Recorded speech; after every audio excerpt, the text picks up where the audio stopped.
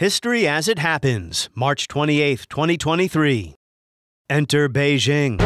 Iran and Saudi Arabia have agreed to re-establish diplomatic relations after 7 years. In a coup for China, the deal was struck in Beijing after 4 days of secret talks. Name me a world leader who changed places with Xi Jinping. Name me one.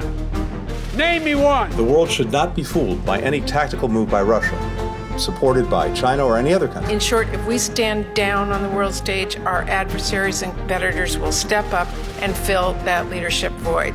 We know China's already working to build relationships and alliances across the world by building infrastructure far beyond its borders. The China-Russia alliance, they don't want to call it that, but that's what it is, in conjunction with others like Iran potentially participating as well. During and after the Cold War, the United States was involved in plenty of hot wars, but there were times when the U.S. acted as peace broker. Today, after 2 decades of disastrous war-making in the greater Middle East, the United States is watching China broker a deal between longtime enemies, a paradigm shift in a region where American leaders once dreamt democracy would spread outward from Kabul and Baghdad.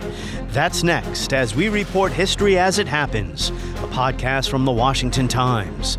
I'm Martin DeCaro. The questions that have brought warfare and bitterness to the Middle East for the last 30 years will not be settled overnight. But we should all recognize the substantial achievements that have been made. Ever since Harry Truman first recognized Israel, every American president, Democrat and Republican, has worked for peace between Israel and her neighbors. Now the efforts of all who have labored before us bring us to this moment. A moment when we dare to pledge what for so long seemed difficult even to imagine. For 13 days in September 1978, the leaders of Israel and Egypt sat down with President Jimmy Carter in his cabin at Camp David and made history. They reached agreements that would lead to the first peace treaty between Israel and any of its Arab neighbors, ending decades of war between the two nations. We are privileged to witness tonight a significant achievement in the cause of peace, an achievement none thought possible a year ago. Israel's Menachem Begin and Egypt's Anwar Sadat were awarded the Nobel Peace Prize. The Camp David Conference should be renamed. It was the Jimmy Carter Conference. 15 years later at the White House, another once unimaginable scene played out when Palestinian leader Yasser Arafat and Israeli Prime Minister Yitzhak Rabin shook hands to seal the Oslo Accords brokered by President Clinton. A moment when we dare to pledge what for so long seemed difficult even to imagine, that the security of the Israeli people will be reconciled with the hopes of the Palestinian people, and there will be more security and more hope for all. Yesterday, a dream. Today, a commitment. The Israeli and the Palestinian peoples, who fought each other for almost a century, have agreed to move decisively on the path of dialogue, understanding, and cooperation. Well, the Oslo Accords, as we now know, did not ultimately lead to a resolution of the Israeli-Palestinian conflict, but at the time they were hailed as a historic triumph. In a New York Times op-ed, the Quincy Institute's Trita Parsi points to the era of Camp David and the Oslo Accords as a time when all roads to peace went through Washington. Parsi also mentioned Senator George Mitchell's Good Friday Agreement that ended the fighting in Northern Ireland. That was in 1998. But since then, writes Parsi, as America's foreign policy became more militarized, and as sustaining the so-called rules-based order increasingly meant the U.S. put itself above all rules, America appears to have given up on the virtues of honest peacemaking. Enter China. For the better part of the past decade, Saudi Arabia and Iran were locked in what seemed like an intractable conflict, until, with the help of Chinese mediation, they agreed that re-establishing diplomatic relations is better than interminable hostility. China has also floated a peace plan for Ukraine that U.S. Secretary of State Antony Blinken says is really not a peace plan at all. Calling for a ceasefire that does not include the removal of Russian forces from Ukrainian territory would effectively be supporting the ratification of Russian conquest. It would recognize Russia's attempts to seize the sovereign neighbor's territory by force. It would enable Russia to further entrench positions in Ukraine. And a ceasefire now, without a durable solution, would allow President Putin to rest and refit his troops and then restart the war at a time more advantageous to Russia. So are we witnessing a global paradigm shift as a result of the waning of U.S. influence, the ebbing of U.S. hegemony brought on by 2 decades of failed war-making and nation-building?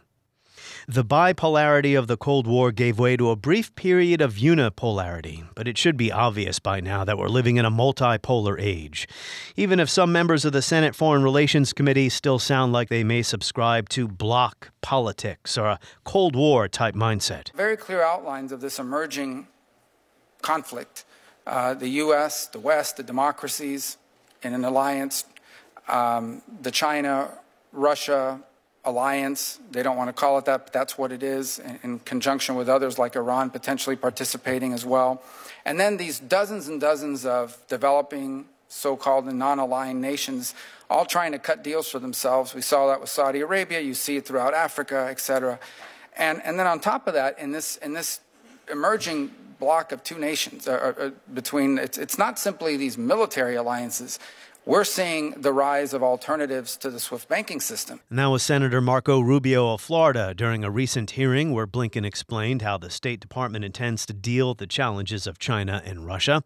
As our guest today writes in Foreign Affairs, the publication of the Council on Foreign Relations, Washington has long feared growing Chinese influence in the Middle East, imagining that a U.S. military withdrawal would create geopolitical vacuums China would fill.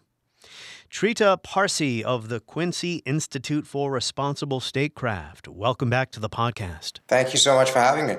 Good timing, in a sense, because last week's episodes were about the 20th anniversary of the Iraq War disaster, focusing mostly on the lingering consequences, the reckoning that wasn't, as your colleague at the Quincy Institute, Andrew Bacevich, puts it.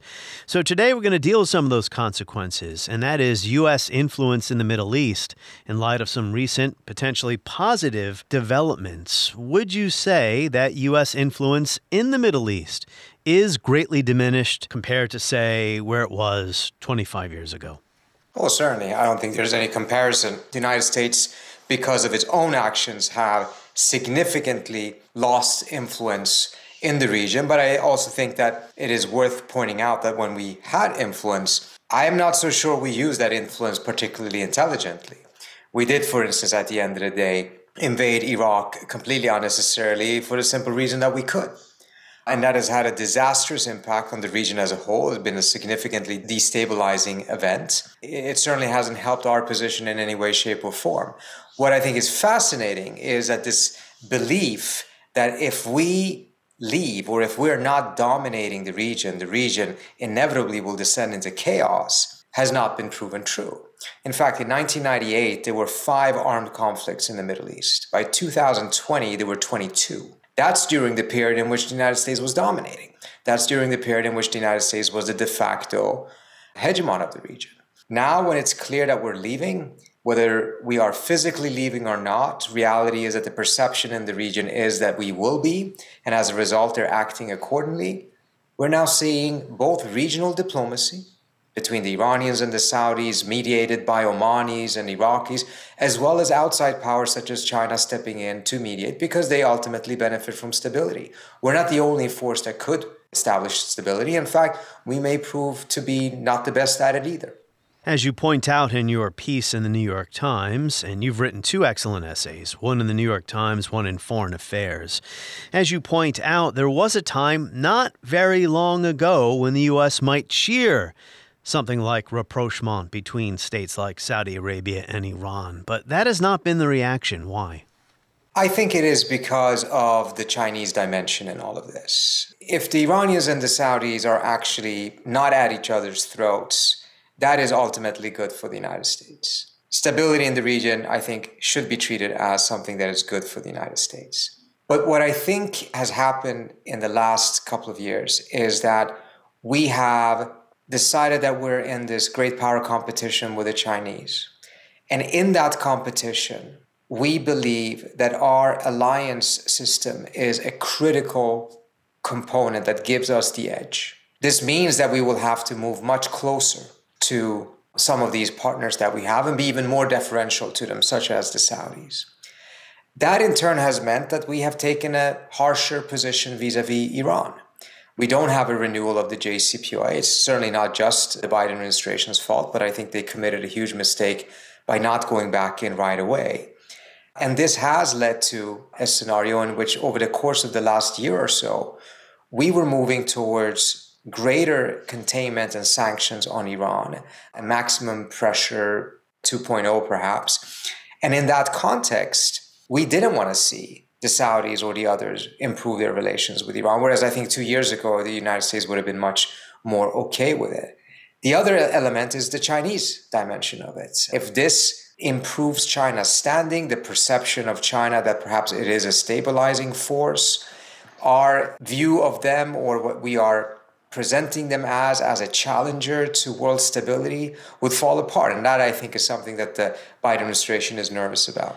A challenge to the rules-based order. Exactly. And I don't know if anyone can really brag about being the best at upholding that.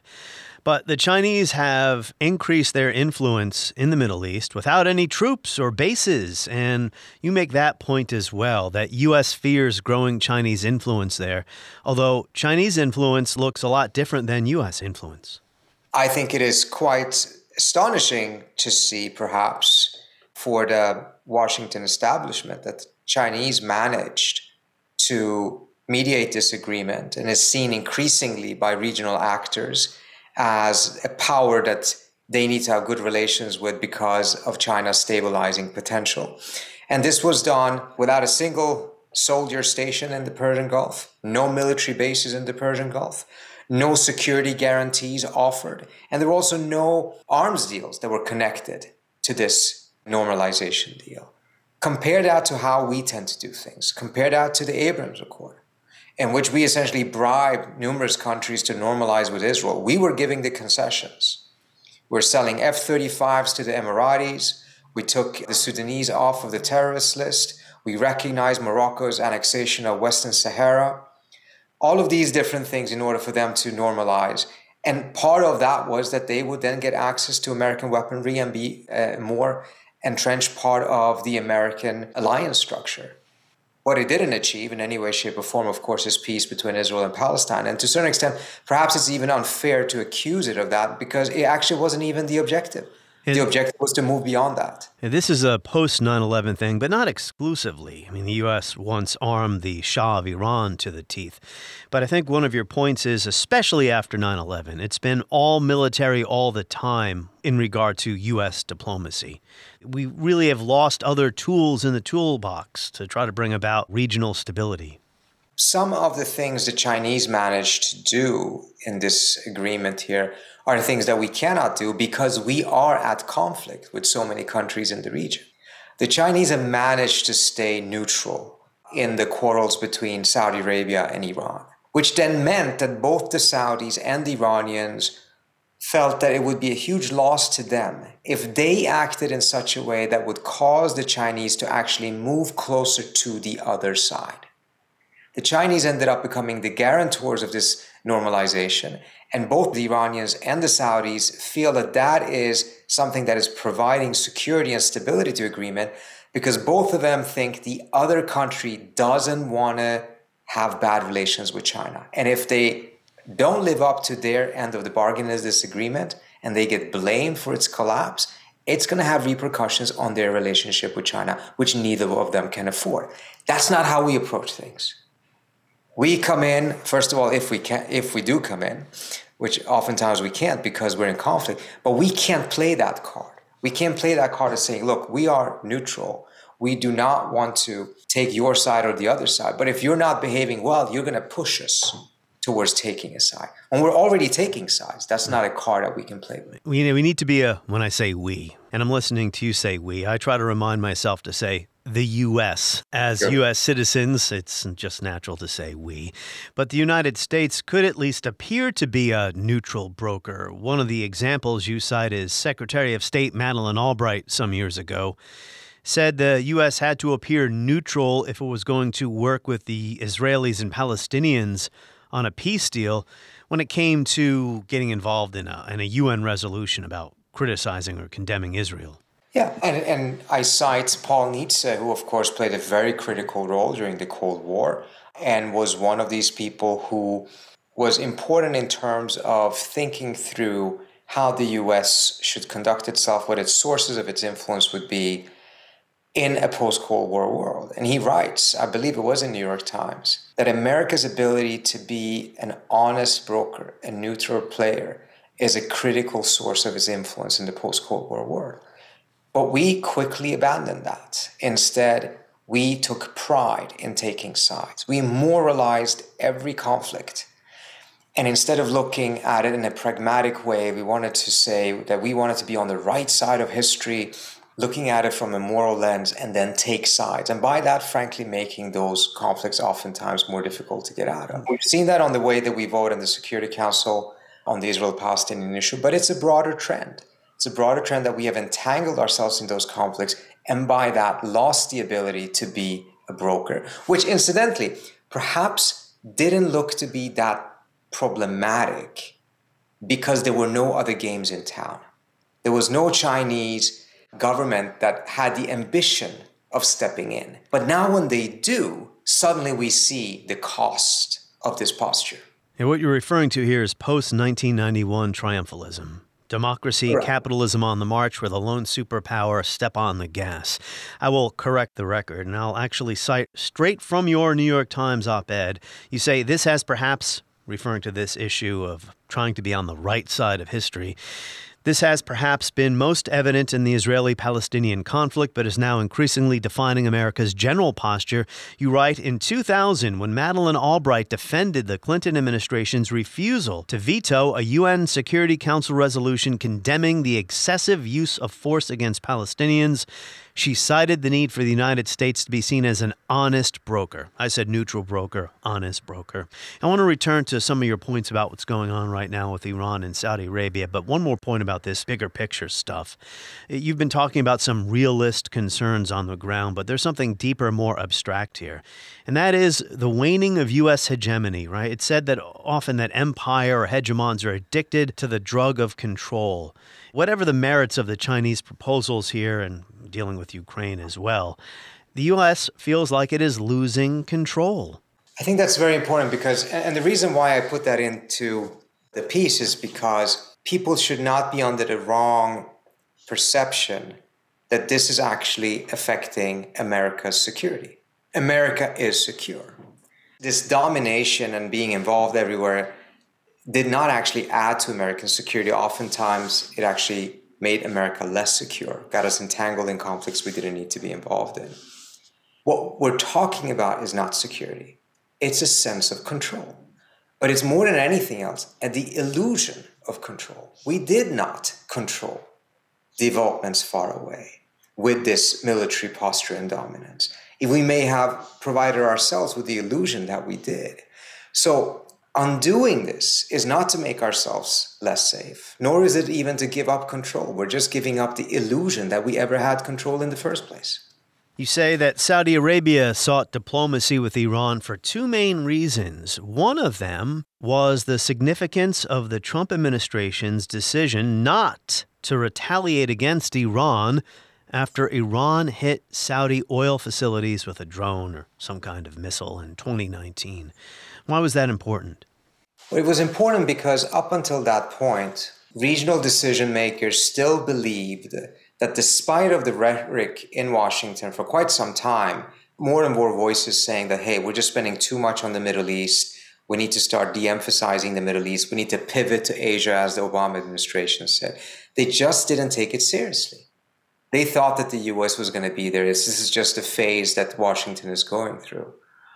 But once there was this Iranian attack against the Saudi oil fields, which incidentally came as a result of the Saudis supporting the American effort to make sure that Iran couldn't export any oil of its own, the Saudis expected the U.S. to step in accordance with a Carter doctrine dating back to 1980 and defend Saudi Arabia. And Trump made it very clear he was in no mood of going to war with Iran on behalf of Saudi Arabia. He later on showed some appetite for going to war with Iran for other reasons, but not for Saudi Arabia.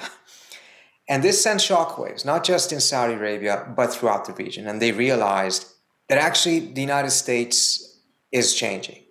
It may have its troops left in the region, but it can't be counted on to continue to uphold doctrines that had been put in place 40 years earlier under a completely different geopolitical context.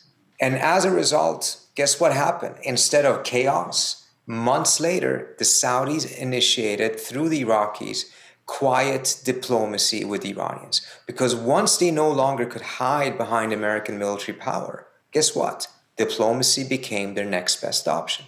The Carter Doctrine. Many people might be surprised to learn that Jimmy Carter had a foreign policy doctrine. As you mentioned, he proclaimed it in early 1980, his State of the Union address. People should go listen to this. And this was based on what happened the prior year. 1979, Trita, continues to ripple today. Indeed. The events of that year, the Soviet invasion of Afghanistan, and of course, the Islamic Revolution in Iran. But Carter, would you say And the attack on the Great Mosque in Riyadh as well. That's right, yes. Would you say that Carter subscribed to what has been called the Risk, the board game Risk version of foreign policy, that when armies suddenly appear, a few countries away, they can just easily swoop down and, in this case, get into the Persian Gulf and take control of the oil? Well, that clearly was the fear. Remember that his national security advisor was also my advisor on my PhD committee, Zbigniew Brzezinski, whose perspective on the Soviets and the Russians was particularly dark. And I think this very much came out of that, and that the United States was essentially signaling that we view the energy resources in the Middle East as a vital American interest, and as a result would use military force to protect them. The region, which is now threatened by Soviet troops in Afghanistan, is of great strategic importance. It contains more than 2/3 of the world's exportable oil. The Soviet effort to dominate Afghanistan has brought Soviet military forces to within 300 miles of the Indian Ocean and close to the Straits of Hormuz, a waterway through which most of the world's oil must flow. The Soviet Union is now attempting to consolidate a strategic position, therefore, that poses a grave threat to the free movement of Middle East oil. At first, it was designed very much targeting Soviet Union because it was about extra-regional powers jeopardizing those energy sources. Later on, it was amended under Reagan to also include regional powers, which then I think was a bit more of a focus on Iran. The second major trigger that motivated Saudi Arabia to seek diplomacy with Iran was, you argue, the U.S. departure from Afghanistan, because it showed that the U.S. couldn't be relied upon. Now, the U.S. did need to get out of Afghanistan, but from the perspective of others, I've always assumed that ordinary people in the Middle East don't want U.S. troops in their neighborhood. But apparently some Middle Eastern leaders still want the U.S. to maintain a presence there? It's a second example of the same factor, which is the U.S. is leaving. I agree with you. The United States should have left Afghanistan, should have left it earlier. Ideally, should have left it in a different way. But I think we also have to be fair. 20 years of a disastrous war that was very badly run, we should not have an expectation of a flawless departure. But what that did is that it really reinforced that the U.S. is leaving. The other factor is that instead of then being tough on the Saudis, when we had said that we would be tough on the Saudis, we signaled that the most important thing right now is competition with China. And we need the Saudis on our side. So on the one hand, we're leaving the region. We're kind of saying we're not going to defend you. And on the other hand, we're saying we really need you against China. And we're sending these mixed signals which undermine each other and the U.S.'s credibility. I think we would have been much better off if from the very beginning the Biden administration had stood firm and had pursued a consistent policy. They said they want to turn Saudi Arabia into pariah and actually provide some consequences for when the Saudis were challenging the United States. But once the Saudis were challenging the United States, instead of pushing back, we caved because we were afraid that they were going to move closer to China. And guess what? They moved closer to China anyways. Why can't the U.S. be a broker between Saudi Arabia and Iran? Well, how? We have no real communication with Iran at all. Obviously, we don't have normalized diplomatic relations. And you also point out that despite the fact the U.S. has been a partner of Saudi Arabia, have sold the Saudis billions of dollars in arms over the years, that doesn't necessarily mean that Saudi Arabia is going to do everything we ask them. Certainly not. We shouldn't have that expectation. And I think we have to adjust now that we're going to be in a world in which more and more of these different powers are going to pursue more independent foreign policies. The Ukraine war should make that very clear. We talk about the world being on our side, but it's really just Europe and a few Asian countries. The rest of the world is overwhelmingly opposed to the Russian invasion, view it as an illegal invasion, as it is. But they're not jumping on board with the sanctions. They're not jumping on board with the coalition. They're not jumping on board with the idea that this war is about the rules-based order. And you say it's Marvel movie logic that we keep subscribing to. These countries are in a position now where they're finally feeling that they can move their people out of poverty and they can enjoy the fruits of some of the development that has been brewing for some time for them. And just as when they're about to arrive, we want to drag them into a new Cold War in which we're trying to force them to choose between us and China. And guess what? 10 years ago, they would probably be forced to choose. But today, they're not. They're going to pursue their independent path. If we want to have a successful foreign policy, we need to pursue a foreign policy that is based on recognizing this and then adjusting our behavior so that we don't expose ourselves by pushing countries, by making choices, and then seeing them making the opposite choice then from what we want them to do. And Marvel movie logic, as you explain it, is our enemies need to be totally defeated. It's a zero-sum worldview.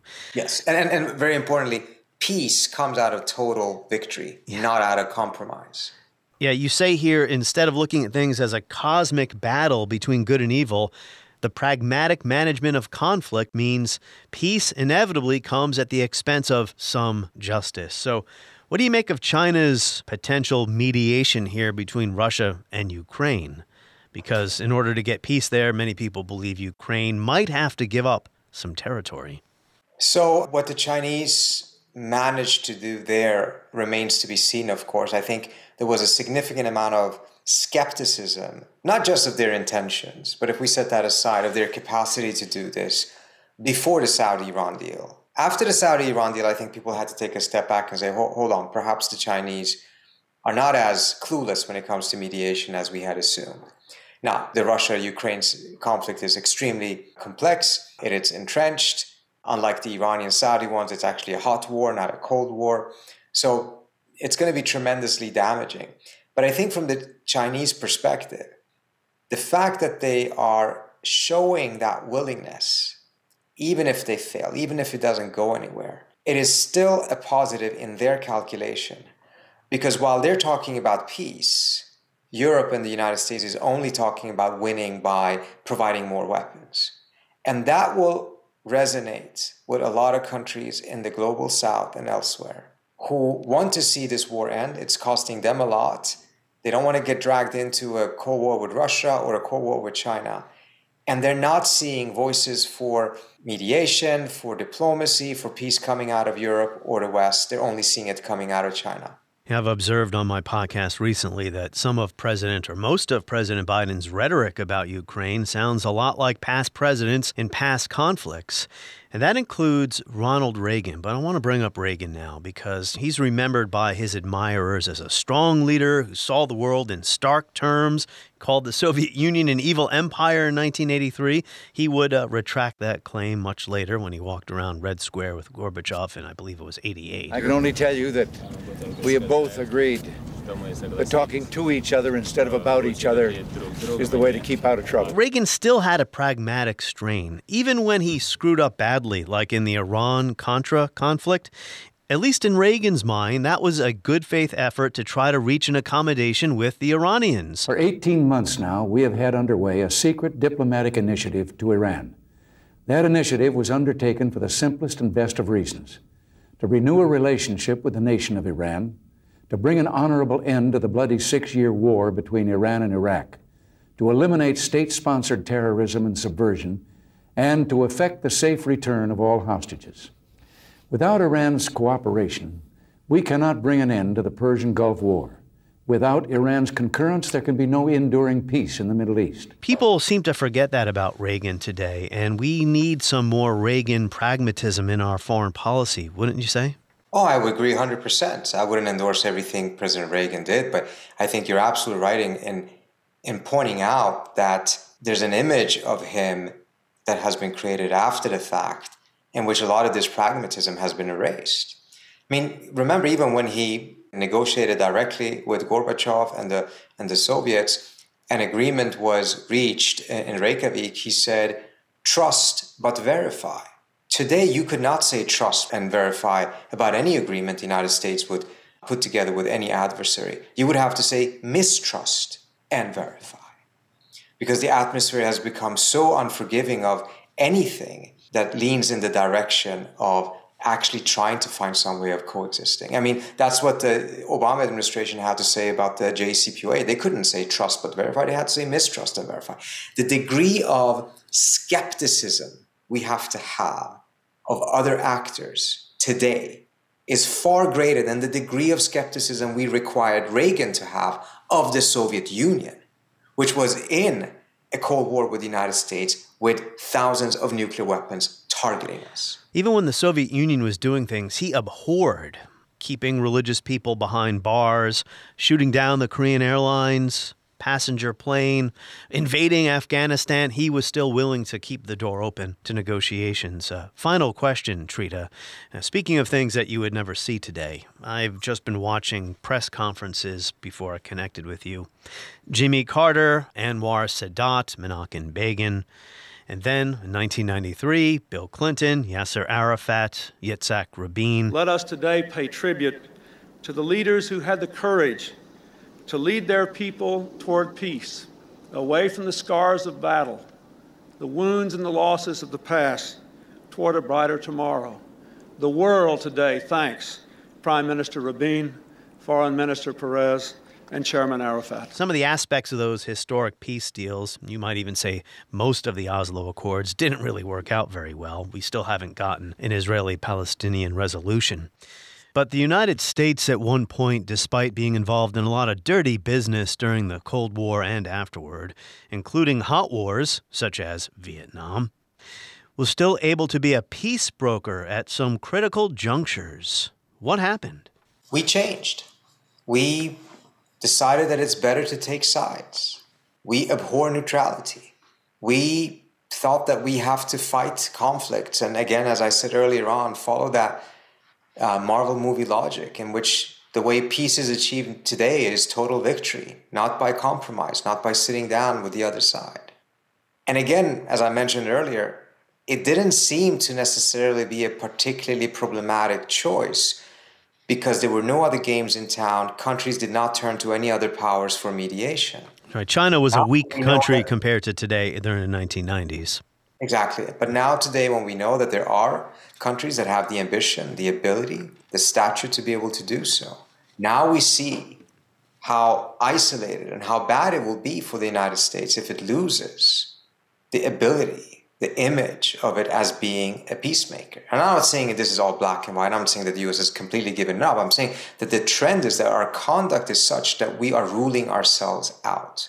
And as I write in the New York Times piece, at the end of the day, we shouldn't worry if some roads to peace in the future go through Beijing or Brasilia or New Delhi, as long as all paths to war don't go through Washington. And that's where I think the trend may be heading, and we have time to reverse that. On the next episode of History as It Happens, former President Donald Trump held his first campaign rally as he seeks the Republican nomination in 2024. It was hard-working patriots like you who built this country, and it is hard-working patriots like you who are going to save our country. And the site he chose was Waco, Texas, amid the 30th anniversary of the siege of the Branch Davidian compound. We'll speak to historian Nikki Hemmer about the convergence of right-wing militias, anti-government fanaticism, and populist politics in the United States. Next, as we report History as It Happens, a podcast from the Washington Times.